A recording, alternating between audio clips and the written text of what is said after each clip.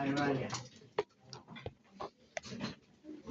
¿En qué afecta la actividad de una enzima la cantidad de solutos que hay? La cantidad de solutos, ¿cómo puede afectar la actividad de una enzima?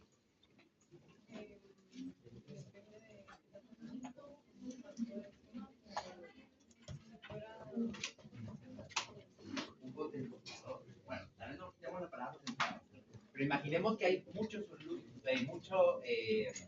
un exceso de solutos. ¿Sí? ¿Qué pasaría con la enzima? Se tardaría más que hay mucho. ¿Por qué?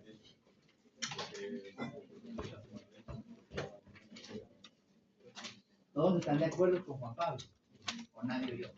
Tal vez lo contrario, ¿no? Él, a ver, antes de que tú digas tú.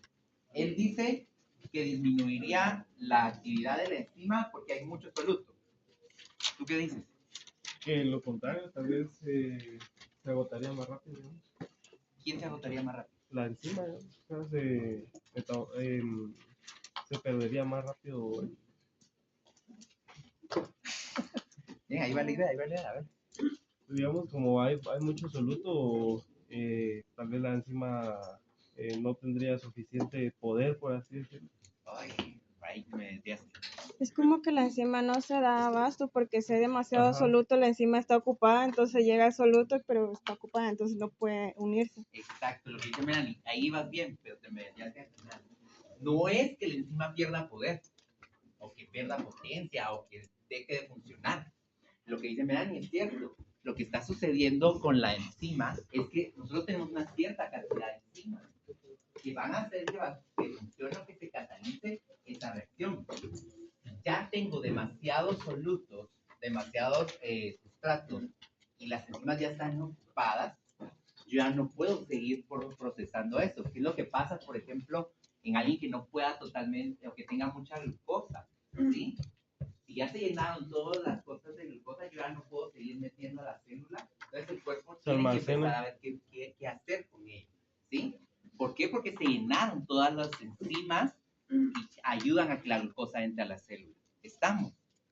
Entonces no es que la enzima vaya a bajar su potencia para trabajar, sino que ya no puede trabajar porque ya se llenó. En el caso del producto, ¿sí?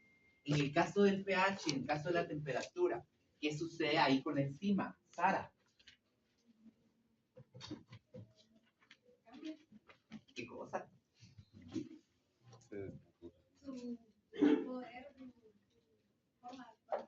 Poder. ¿En qué sentido cambia su poder?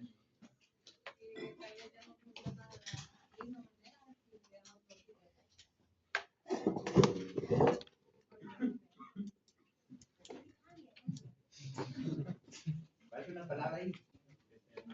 Porque se naturaliza la enzima, ¿sí? pH distintos a los que debe funcionar, temperaturas distintas. Por eso hay una temperatura específica en cada animal, ¿sí? Si mi temperatura empezara a subir, yo empezara a tener fiebre, las enzimas dejan de funcionar correctamente, ¿sí?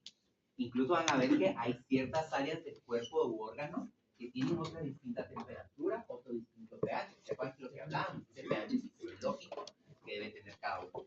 Aquí podría haber como una desnaturalización, una destrucción del enzima, ¿sí?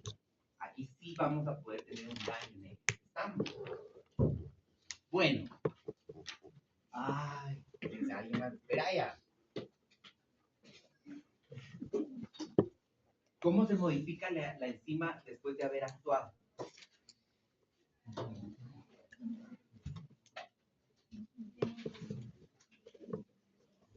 Llegó el soluto, actuó la enzima, ¿cómo se modifica esa enzima? Ya no puede reaccionar su soluto. ¿Seguro? 100% seguro. Sabía por eso. A ver, Aldo. La enzima jamás se va a modificar.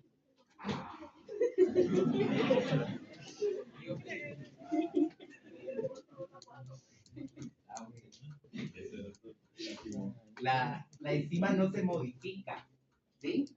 Cambia al sustrato que va a llegar y ese es el que se va a modificar, pero la enzima no. Y y la enzima nunca va a dejar de actuar. ¿Por qué? Porque va a llegar un sustrato, ella lo va a modificar, lo va a sacar como producto, va a llegar otro sustrato y lo va a modificar, y va a sacarlo como producto. La enzima siempre va a seguir recibiendo. Solo si llegara a desnaturalizarse podría llegar a ser final. ¿Ok? ¿Estamos? Bueno, sigamos entonces con las enzimas. Estuvimos viendo la clasificación. A ver, Enrique, ¿cuáles son las dos formas de puedo clasificar las enzimas para nombrarlas o la parte de su nomenclatura? Por el nombre del sustrato, ¿Cómo la llamaríamos en general? Para que no te tengas que explicar de todo. por su nombre común y por el sistemático. Por el nombre común, o incluso lo van a encontrar en algunas literaturas como el nombre recomendado, le dicen a veces. ¿Sí? Entonces, nombre recomendado y la parte sistémica. ¿Quién nos dice la sistémica? El Yupac. Habíamos hablado de eso. Ahora sí, a ver, Luis Alfonso, ¿qué lleva el nombre común como partes para poderlo nombrar, la enzima? El sustrato más el sufijo ácido. El sustrato o la reacción que está dando más el sufijo asa. Por eso es como le decimos el común y es el fácil el que nosotros vamos a estar utilizando durante toda la clase. ¿Ok? Y el sistémico. El sistémico, ¿qué dijimos que llevaba? ¿Qué partes llevaba? A ver, Jocelyn. Sustrato, sufijo, el tipo de reacción y el sufijo ácido. Ok, muy bien. Entonces, va a llevar unas letras. ¿Cuáles son las letras que lleva? S. Entonces, vamos a decir que lleva S y vamos a tener varios números o 4 números que nos van a indicar ahí.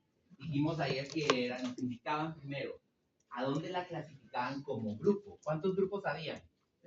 6. Solo 6 grupos. En 6 grupos yo tengo que clasificar todas las enzimas. ¿Sí? Ahí tienen que entrar. Entonces, coloco S y los 4 números que me van a indicar a qué grupo pertenece en general, a qué subclase de la subclase y a qué orden de la subclase de la subclase. ¿Ok? Ahora tienen ahí el cuadrito que estábamos pendientes el día de ayer. Y estas son las 6 tipos en los que los podemos clasificar. ¿Ok? Yo no les voy a pedir que se sepan el nombre. Yo el pack completo, el S1, 2, 3, no. Pero sí por lo menos que sí las sepamos clasificar en los 6 grupos, de acuerdo a lo que está haciendo. ¿Estamos? Entonces ahí tienen que ir llenando el cuadrito. En el primero entonces ponemos las oxidorreductasas. Ya esto ya lo venimos viendo desde, pero venimos viendo desde química, ¿okay? La parte de oxidorreducción. Pero ¿qué es la función de las oxidorreductasas? Transferir electrones. ¿Qué son los electrones? Cargas eléctricas, pero ¿qué quiere decir cuando decimos electrones? ¿Qué átomos está transfiriendo? Hidrógeno. Hidrógenos, ¿ok? Hidrógenos son los que vamos a estar transfiriendo. Las transfieren los electrones entre moléculas y entonces sabemos que siempre va a haber una reacción de oxidorreducción. ¿Sí? Está ganando hidrógenos o está perdiendo hidrógenos. La enzima nos está ayudando a que el sustrato pierda o gane hidrógeno. Entonces hay un proceso de oxidorreducción. A todas las oxidorreductasas yo les coloco el S1. ¿Sí? El ejemplo todavía no lo hemos visto. Ahorita solo estamos viendo el tipo y qué hace. El ejemplo lo vamos a ir viendo más adelante, ¿ok? ¿Vamos bien con las oxidorreductasas? Transferasas. Las transferasas lo que hacen es transferir grupos funcionales entre la misma molécula. Cuando miremos ahorita los ejemplos vamos a entender qué hace, pero en el mismo sustrato, él va a agarrar y algo que esté, por ejemplo, pongamos que esté en carbono 3, lo pasa a carbono 1, pero lo que está en carbono 1 lo pasa a carbono 3. Solo hace transferencia de grupos. Transferencia de grupos. A todos estos los vamos a llamar S2. Ahí van a entrar todas las que sean transferadas. En el 3, hidrolasas. Las hidrolasas son las que rompen la molécula, ¿haciendo qué? Agregando agua. Van a romper un enlace agregando agua. Hay otras enzimas que rompen enlaces, pero si yo estoy agregando agua en esa reacción, es hidrolasa. ¿Ok? ¿Van a haber excepciones? Sí, tal vez algunas, pero las vamos a ir viendo también cuando así sea. ¿Ok? A todas esas las llamamos entonces S3. Liasas. Esta añade átomos o grupos funcionales a un enlace, ya sea carbono-carbono, carbono-nitrógeno, carbono-azufre. ¿Y qué es lo que hace al agregar esto, al hacer añadir esos átomos o esos grupos funcionales? Los vuelve o un doble enlace o a veces incluso los vuelve anillos.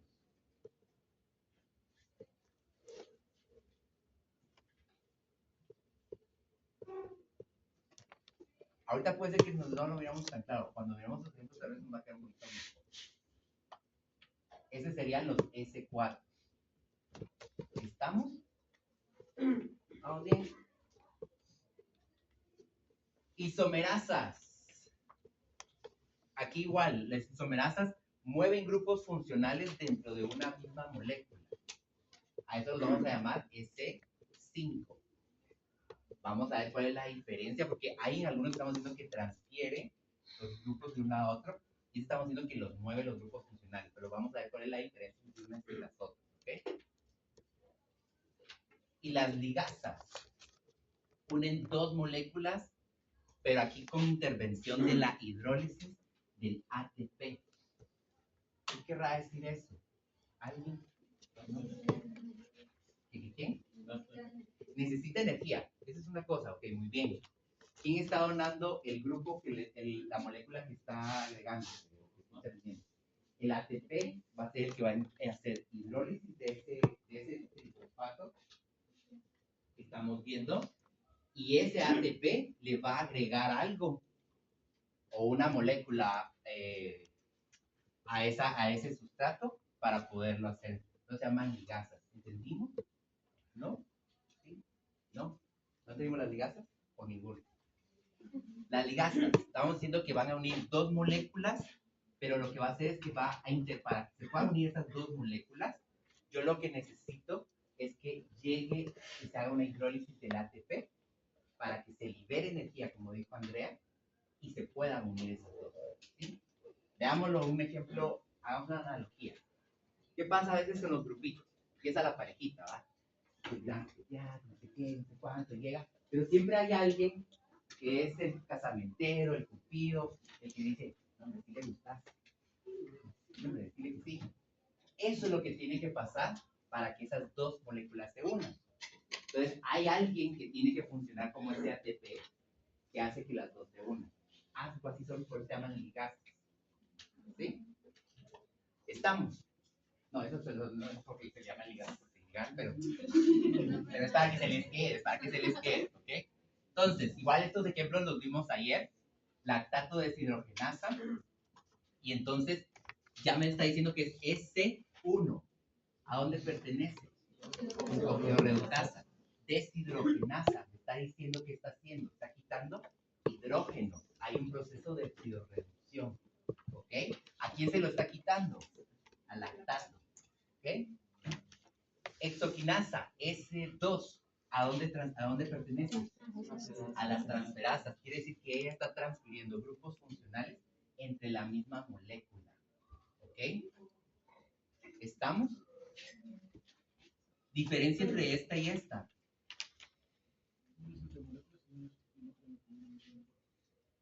El de transferasas entre moléculas y el de isomerasas en la misma molécula. Vamos a ver los ejemplos ahí. Vamos. Miremos esta. ¿Qué está pasando aquí? A ver, alguien. Yo iba a decir, pero. María René.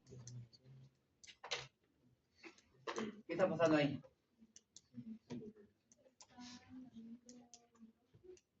Está añadiendo hidrógenos, ¿ok? Entonces, ¿cómo la clasificarías de acuerdo a las 6 que vimos ahorita?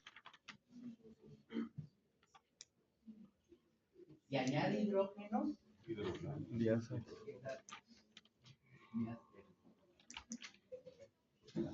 Alguien conteste y levanta la mano, ya me dijeron que no les den, no les voy a dar ahora. Entonces, cosa que no soy yo el malo. Entonces, vamos a estar en las oxidorreductasas, ¿sí? Entonces, lo que les decía, tenemos un doble enlace oxígeno, ¿y qué es lo que está llegando? Un cofactor, un transportador de electrones, un H reducido, lleno de hidrógeno, ¿y qué es lo que hace? Agarrar y hacer que este doble enlace se pierda. Entonces, ¿qué está haciendo? Pierde oxígeno y gana hidrógeno. Entonces, haciendo un proceso de oxidorreducción. ¿Ok? Transferencia de electrones. Un ejemplo de esto. Se me olvidaba. Casi siempre las oxidorreductasas, siempre que miremos, va a haber transportadores de electrones. ¿Sí? Esa es una característica que nos puede ayudar a veces a identificarlas. ¿Ok? La lactato deshidrogenasa sería un ejemplo de una oxidorreductasa. ¿Ok? Esto es fácil, porque lo que les digo, esto lo hemos visto desde el colegio. ¿Estamos bien? Bueno, ¿qué está pasando aquí?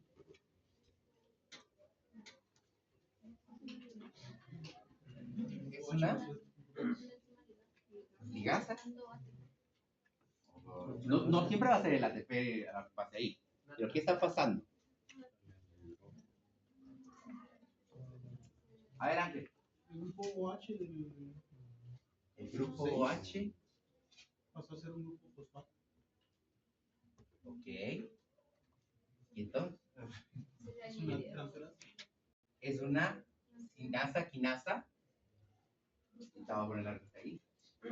Que sería una transferasa. ¿Sí? ¿De dónde agarró el fosfato? Del ATP. ¿Sí? Por ahí me decían ligasa. ¿Por qué no ligasa?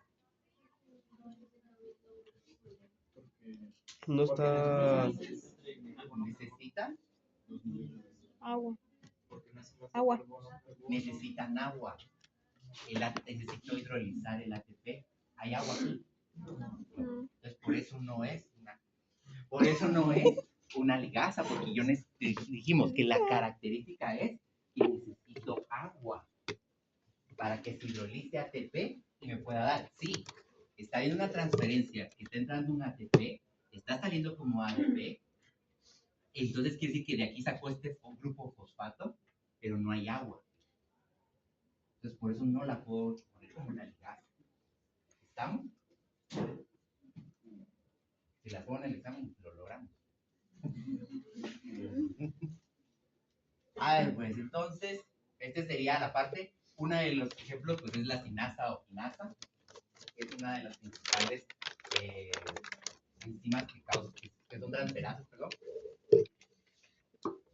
Ojo aquí, al suceder esto, puedo activar o inactivar la enzima.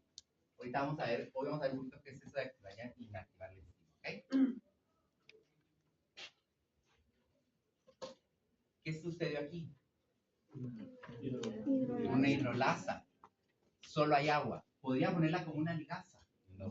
¿Por qué no? Porque no hay ATP. Entonces la ronda de cuarto lo podemos contestar. Hidrolasa. Entonces, vean aquí, tengo urea. Cuando miramos esto en el ciclo de urea, llega agua y me hidroliza los enlaces. Rompe los enlaces el agua, ¿y qué es lo que hace? Entonces, separar esta molécula y poner CO2 y unir a dos moléculas de amonio. ¿Ok? La tripsina es un ejemplo de una hidrolasa, por ejemplo. La ureasa es un ejemplo también de hidrolasa.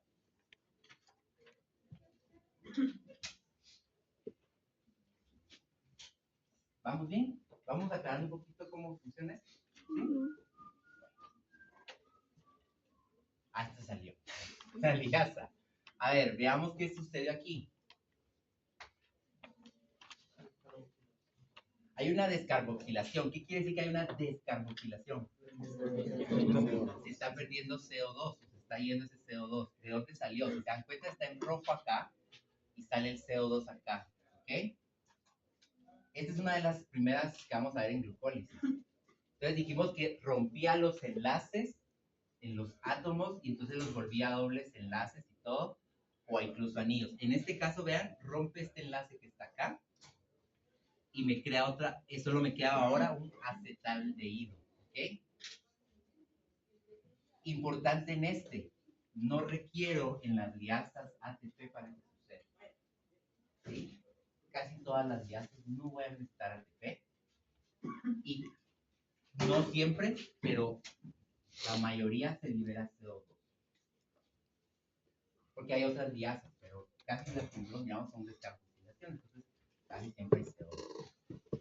¿Estamos? ¿Qué vamos a ver?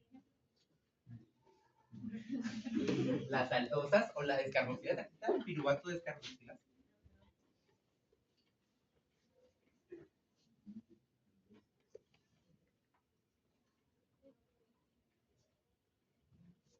Isomerasa. Ahora veamos qué pasó aquí. Vean cómo cambia de lugar pero del mismo compuesto va a estar cambiando los cosas, ¿ok? Vean cómo está el grupo del doble enlace aquí, el grupo C2, y vean cómo lo pasó para arriba. ¿Y qué hace? Cambió todos los grupos, pero en la misma molécula, ¿sí? Por eso es una isomerasa. Al final, solo está haciendo, ¿se acuerdan cuando vimos los isómeros? Los la cuestión de espejo y eso. Tiene las mismas moléculas, esta y esta. Es la misma estructura. Bueno, no la misma estructura, es la misma composición. Sí, pero no es la misma estructura. ¿Ok? Porque si se dan cuenta, aquí está arriba y aquí está abajo. Entonces, si yo los pongo encima, me quedaron al revés estos. Por eso se llama isomerasa. Lo que me hace es un isómero, una cosa de reflejo en espejo normalmente. ¿Ok? La triosa fosfato isomerasa es un ejemplo.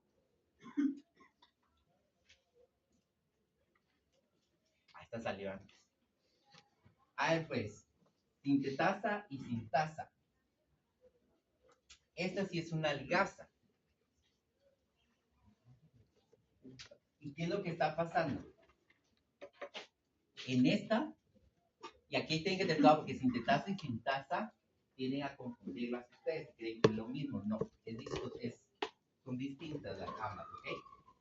En una sí requiero que el ATP como energía para que se dé, y en otra no requiero de ATP para que se dé, ¿ok?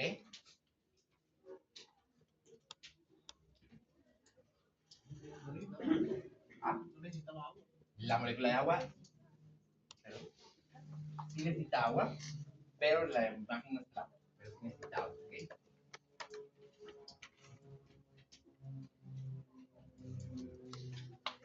Pero las dos sí se requiere de agua. Sí requiero de agua, pero en esta no necesito la energía como del ATP para que se dé, pero la ponemos también como una ligasa, es como una excepción a la regla de todos, ¿ok? Pero sí sale agua. Sí que llegar agua, ¿ok?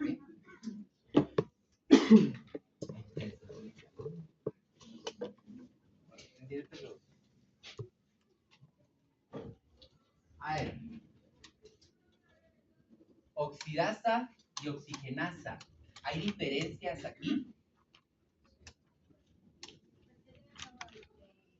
Por ejemplo, esta es la diferencia entre la transferasa y la isomerasa, es que la transferasa va a cambiar totalmente las moléculas y la otra solo va a hacer cambios de posición. Entonces, oxidasa, oxigenasa. ¿Cuál es la diferencia entre estas dos? El oxígeno. ¿Qué va a pasar? Esto es lo que estuvimos viendo de radicales libres, ¿sí? En esta, el oxígeno acepta electrones, pero el oxígeno no se incorpora a la reacción que se está dando, ¿sí? En cambio, en esta, si se dan cuenta, el oxígeno entra y se incorpora a la reacción para poder formar y a unirse a la parte de acá. Entonces, la oxidasa, el oxígeno no se mete a la reacción, ayuda solo a que se dé, mientras que en la oxigenasa sí entra el oxígeno y se vuelve parte del producto, ¿sí? ¿Qué hacer?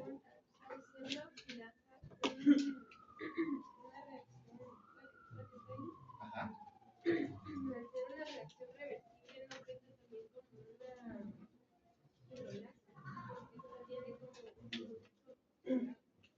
Un producto de agua. No, pero el agua es algo que se obtiene de la reacción de la enzima, pero no es que el agua esté entrando a que ayude a la reacción.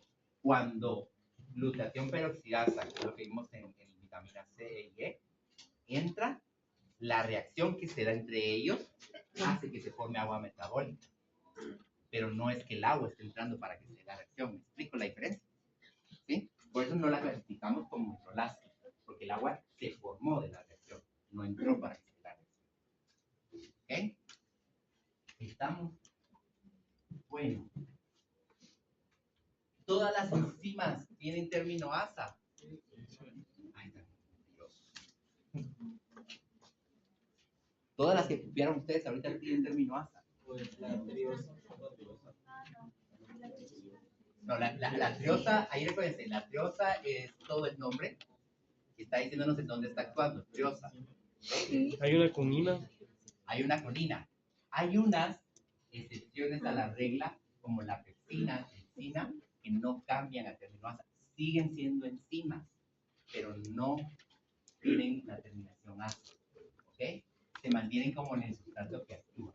Estamos. Bueno. Pasamos las hojas para adelante, por favor.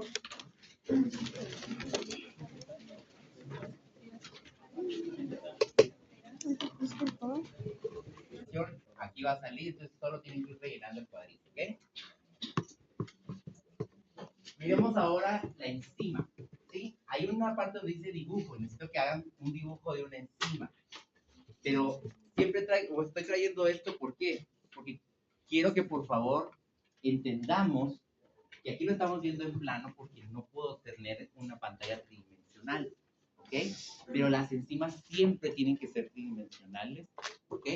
¿Qué características o qué me permite que sean tridimensionales? Lo que vimos ayer. A ver, Alejandro. Era por su superficie. No, pero ¿qué me permitía, o sea, o qué le permite a la enzima ser, que tenga tridimensionalidad? Ser tetraédrica. Tetraédrica, pero ¿qué le permite? A ver. Catalizadores. ¿En qué? La estructura terciaria es lo que le permite esa tridimensional, pero ¿para qué quiero que sea tridimensional? Tal vez para que las cosas se encajen, por decirlo así. Para que pueda funcionar, para que pueda encajar, ¿ok? Entonces, dibujan ustedes ahí su enzima y ahorita vamos a ir viendo unas partes. No son grandes partes, o sea, no es como que van a tener un montón, es una parte, pero... ¿Eso es lo que hay que dibujar? Es lo que hay que ir dibujando, así sencillo, no quiero quitar porque se entienda el dibujo, ¿ok? Entonces, tengo mi enzima y ustedes ven que si ustedes tienen la enzima ahí, tiene como agujeros o tiene hendiduras, le llamamos a veces también, en esa enzima, ¿ok? Esa hendidura recibe el nombre de sitio activo. Esa hendidura que va a tener se llama sitio activo, ¿sí? ¿Todas las hendiduras que tiene o solo eso? Hay una hendidura que es el sitio activo, ¿ok? Esto es la misma hendidura. Todo esto es la misma hendidura. ¿Por qué? Porque el sustrato que se va a ir a unir a esto va a tener esta forma, ¿sí? Por eso es que tiene, no es que tenga varias, sino es la misma, ¿ok? Todo esto es la hendidura. ¿Vamos? ¿Qué va a pasar? Ayer dijimos que cada enzima actúa sobre un mismo sustrato. No es que van a actuar sobre diferentes sustratos, son específicas cada enzima para cada sustrato, ¿sí? Por eso es que van a tener cierta forma cada una. ¿Qué me hace que se forme esta hendidura?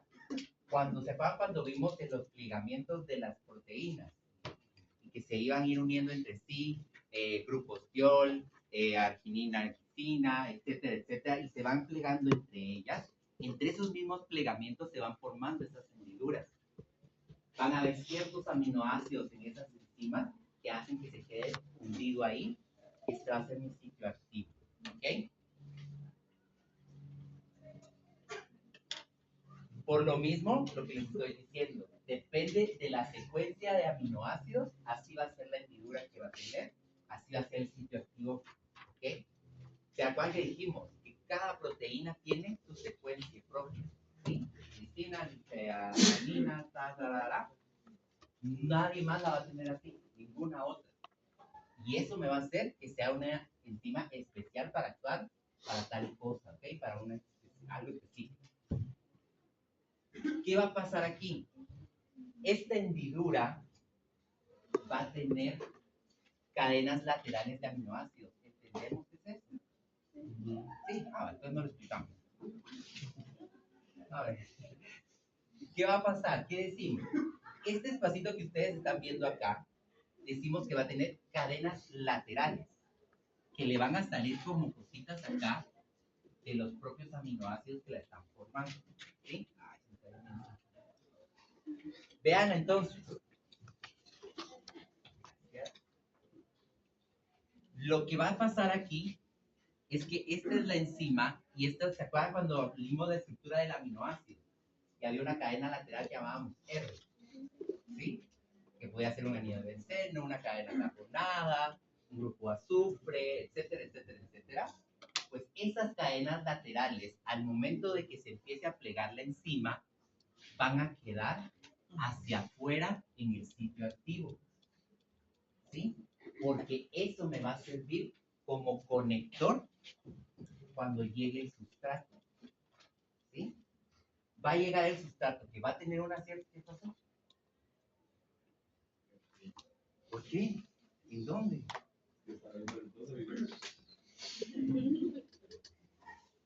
A ver, estábamos hablando del sitio activo, decimos que es un sitio activo. Bueno, no hemos hablado de sí qué es, pero estamos hablando de cómo está funcionando, qué tiene y todo. El sitio activo va a ser una hendidura, algo que está apachado de diferentes formas en una enzima, ¿ok? A esa enzima, en ese sitio activo, perdón, vamos a tener, que van a tener como ciertas, llamémoslo como antenas o conectores, que son estas cadenas laterales. A esta hendidura, imagínense que le va a salir una glicina acá, una arginina, un grupo tiol, ¿sí? Hacia afuera. ¿Para qué quiero eso?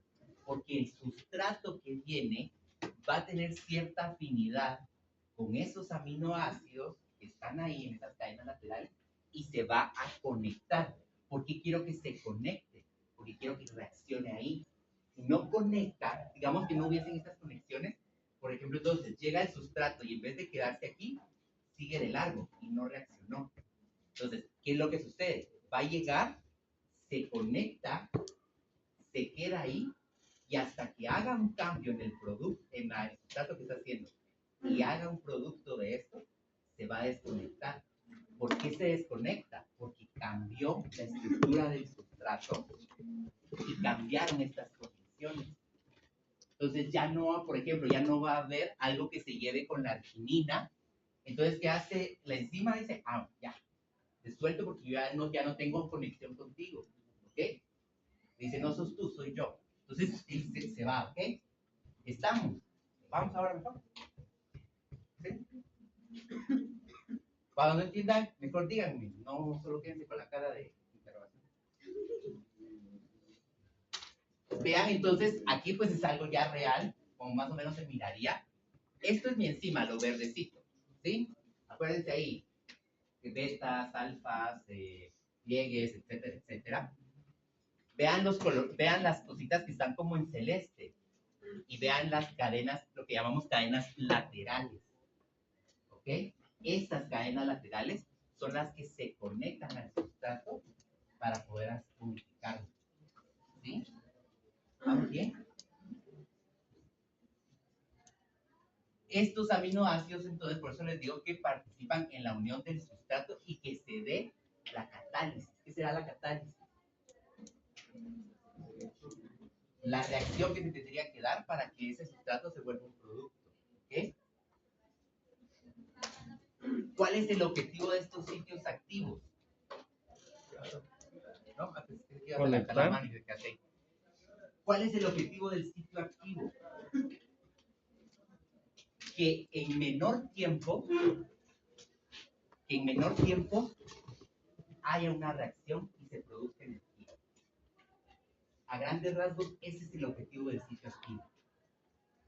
Que el sustrato en el menor tiempo que se pueda tenga la reacción, cree energía, hay un producto y se vaya a funcionar eso. ¿Okay? Ese es el objetivo de los sitios activos, que actúen de cierta manera. ¿Okay? Si no hubiese un sitio activo, el sustrato también andaría así como, ¿yo a dónde voy? ¿Qué hago yo aquí? Entonces, el sitio activo también, recuérdense, esas señales de estas cadenas laterales llaman a ese sustrato para que llegue y se conecte. ¿Qué pusiste en función? ¿Estamos bien? Capturar el sustrato para que ahí ocurra la reacción. La del sitio activo sería, la función principal sería conectar con el sustrato, ¿sí? A través de las cadenas laterales. Y es lo que venía ahorita, que Veraya lo acaba de decir. Y entonces, ¿cuál es la función principal del sitio activo? Facilitar la interacción sustrato-enzima. ¿Ok? ¿Sí? ¿Sí? Bueno.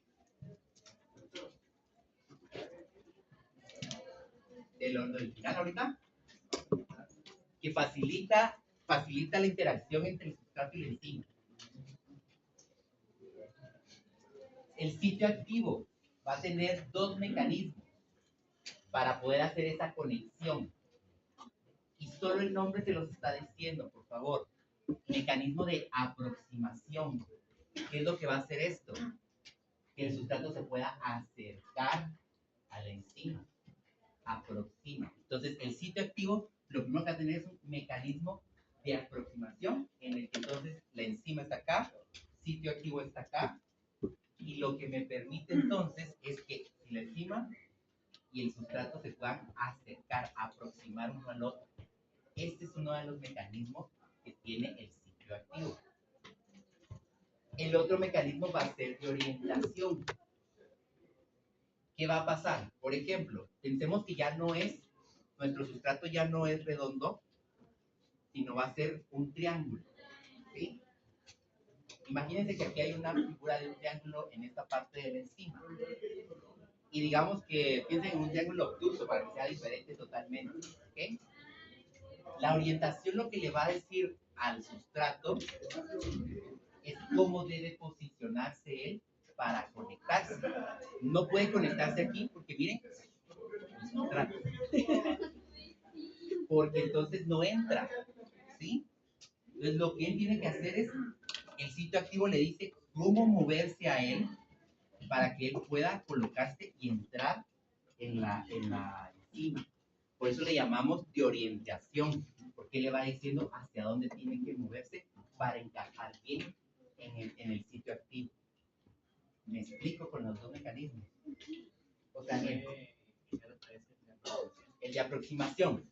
Este es más fácil, ¿sí? Lo que va a hacer es acercar, o habla de acercar. Hablábamos de las cadenas laterales. Atraían al sustrato a la enzima. Entonces, ¿qué es lo que hace? Este es el sitio activo. Tienen cadenas laterales. Esas cadenas laterales llaman al sustrato y entonces ayudan a aproximar, a acercar al sustrato al sitio activo, a la enzima. Lo llama, ¿sí? Le dice, venite, aquí es, ¿sí? Y el otro le da la posición que debe tener este sustrato para encajar perfectamente en el sitio activo. ¿Me explico? No. ¿Seguro?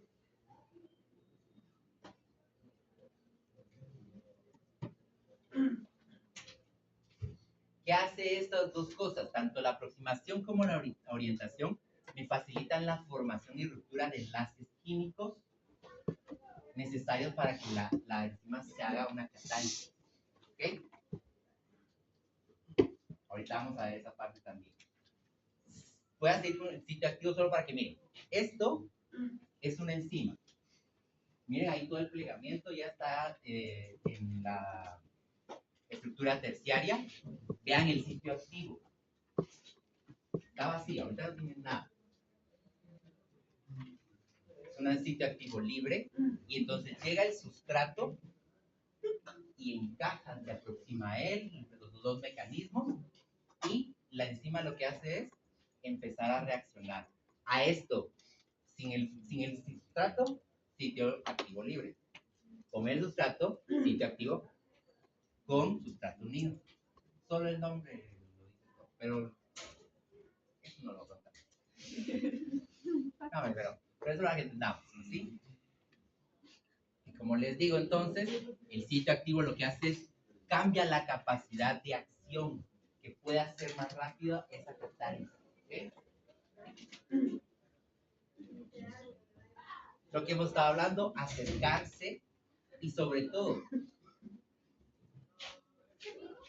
lo que va a pasar también es que la enzima lo que hace es envolver totalmente al sustrato. ¿Okay? ¿Para qué? Para que todo esté en contacto y haya una reacción completa.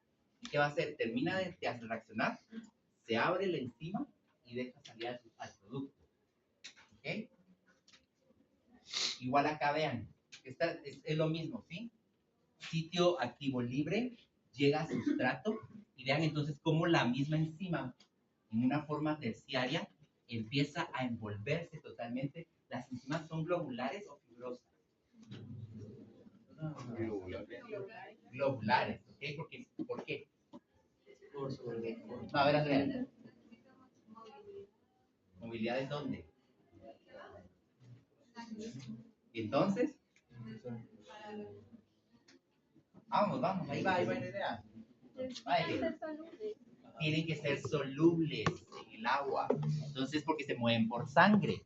Entonces, no puede ser fibrosa, porque esa no es soluble en agua. ¿Okay?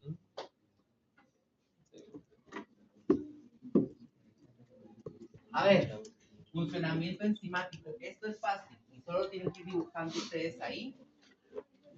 ¿Listo? Todavía no los hemos visto. Ahorita los vamos a tener. Me faltan los residuos que vienen más adelante. Solo les dimos el spoiler ahí para que se la gente. Bueno, ¿cómo funciona la enzima? ¿Qué pasó? Es lo que busco. A ver, pues, tenemos enzima sustrato. Bueno, a ver, avancemos. La enzima encuentra.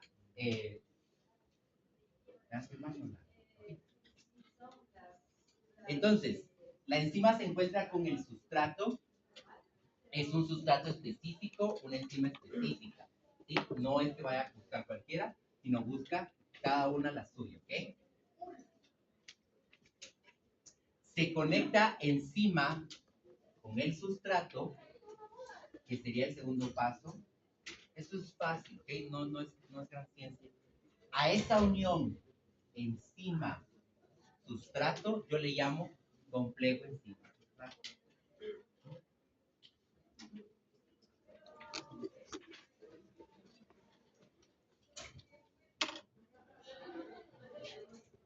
¿Qué hace la enzima? Siguiente paso, hacer una catalización del sustrato, modificarlo.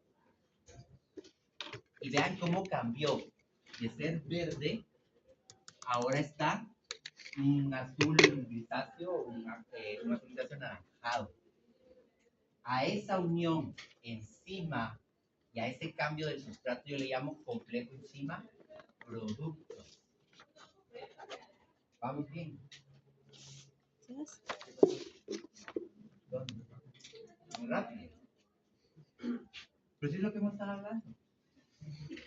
A ver, pues, estamos viendo lo que estuvimos hablando desde un inicio.